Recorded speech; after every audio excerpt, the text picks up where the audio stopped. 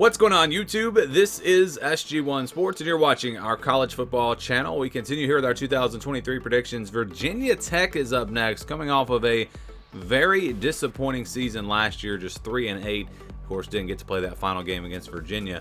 You look at some of these predictions, for other predictions for this upcoming season, and the FPI has them at 4.9 and 7.1, so right at 5 and 7, which is where Athlon has them. And then the over-under is at 5.5. The schedule's not terrible. We'll get to that in just a second. My thoughts on this team, Grant Wells coming back at quarterback. Wasn't great last year, but he's an experienced guy. Even, of course, started at Marshall before he came to Virginia Tech. And I expect him to make some improvements this year. And they've added some really nice pieces at wide receiver in the transfer portal. So this offense has some weapons. I expect them to be better. Probably the offensive line is going to be the key for them. That's an area of concern. If they can play well up front, this offense should be pretty good. If they struggle on the offensive line, this offense is probably going to struggle as a whole. You look at the defensive side, nothing to really get too excited about. I don't think they're going to be a terrible on defense, kind of average. You look at their two starting cornerbacks, that's a big bright spot for them. That's definitely going to be the strength of this defense. But let's get into the schedule here, and I'll give you my predictions. Again, you look at their non-conference schedule. Yeah, you got two Power 5 teams, but it's Purdue and Rutgers, so that's not horrible. You look at the conference schedule. They do play Florida State on the road. They don't play Clemson. They don't play North Carolina. They don't play Miami. So, it's a pretty favorable schedule. The start is really going to, I think, give them a chance to, the first half of the season, I should say, first 5 games, is going to give them a chance to get off to a good start, build some confidence, and perhaps have a really solid season. We'll see if they can do that, get to a bowl game potentially. They do open up with Old Dominion. Of course, Old Dominion has beaten them before, and so I don't think it's going to be an easy game for Virginia Tech, but I do think they will make some improvements this year. I think they're going to be the better team here. They're playing at home. I think that's enough to win a pretty close game. I'll say they win it by about 10, but I do have them beating Old Dominion. They play Purdue after that at home on September the 9th. Another game where it's really a toss-up. This is going to be a tough one to predict. Purdue coming into this year, we don't know a whole lot about what to expect. New coaching staff. Hudson Card coming over at quarterback. How is he going to fit here? I don't think they have a ton of weapons around him. And I'm not high on this Purdue team. I think playing at home is going to give Virginia Tech enough of an advantage. And I think they get this win. I think they're going to beat Purdue and get off to a 2-0 start. Then they'll play Rutgers on September the 16th, another game where I could really see it going either way.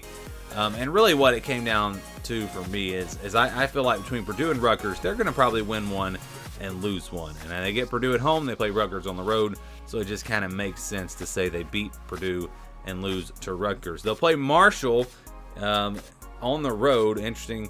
Wells going to go back to where he originally started his career in college. And this should be a fun matchup. Another game that I think is going to be pretty close. I wouldn't be shocked if Virginia Tech lost to Old Dominion or Marshall. But talent-wise, they are the better team. They should be able to win these games.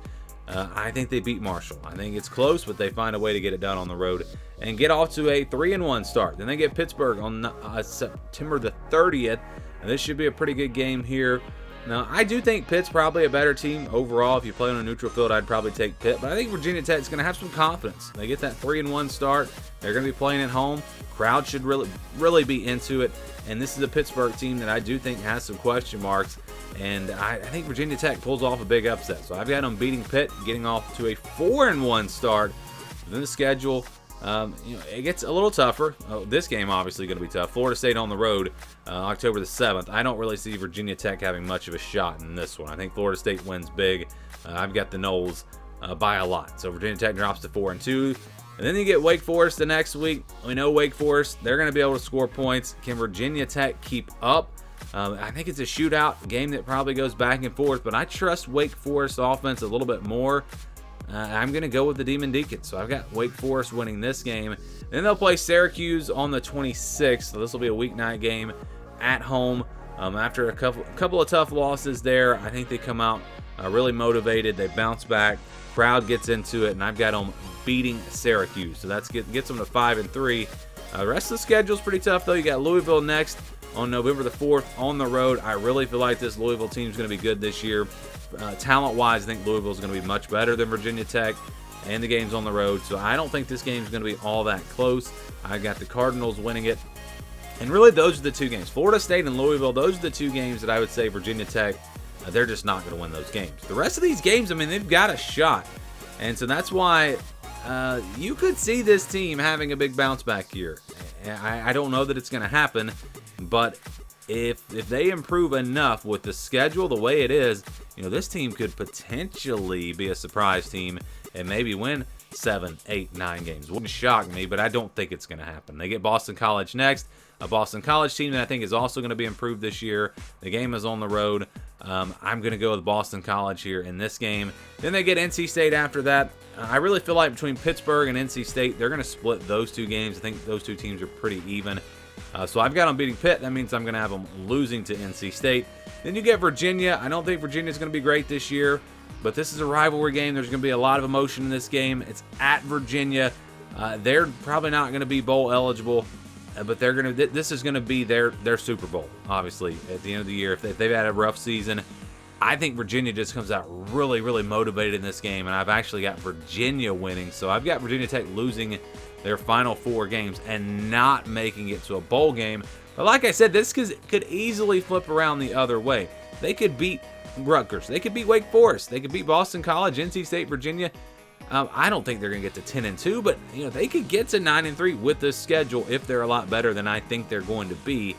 But after seeing them struggle last year, after I thought they were going to be much better, I'm not going to get my hopes up here for Virginia Tech. So I've got them going 5-7, just missing out on a bowl game. Would love to get your thoughts and your predictions. Let me know what you think about Virginia Tech down in the comments below.